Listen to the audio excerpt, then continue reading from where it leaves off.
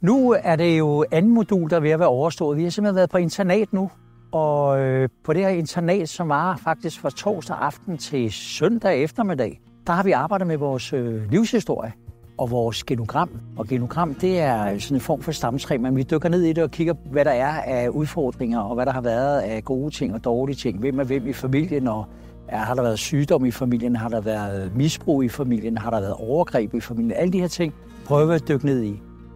Og ud over det her genogram, så kigger vi på livshistorien. Det vil sige, hvad er det for nogle opvækstvilkår, vi har med os?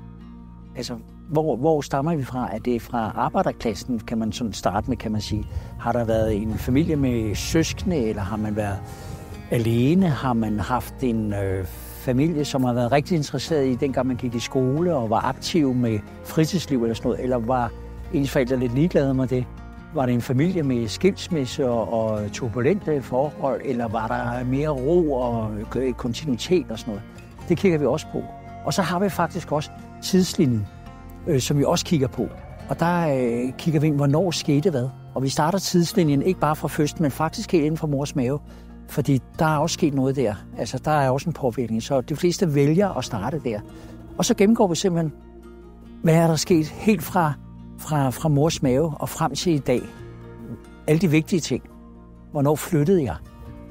Hvornår var det, mor og far blev skilt, hvis de blev skilt? Hvornår var det, at jeg selv skulle flytte, fordi jeg skulle flytte hjem til far, hvis det var det, der skete? Gud, det var jo dengang. Jeg havde faktisk min bedste ven. Jeg skulle flytte fra min bedste ven. Og det var rigtig svært, fordi da jeg så skulle i skole, så var det helt nye mennesker, og jeg kendte dem ikke rigtigt og savnede de andre. Så den periode havde måske været svært. Men alt det bliver sat op på sådan en tidslinje, så man kan sådan få et overblik. Og nogle gange så dukker mønstrene jo op. Så man siger, hold da op, jeg fik en kæreste der, og så skete der det her, og så får jeg en ny kæreste, og så sker der sørme noget, der minder om det. Og så bliver jeg skilt igen.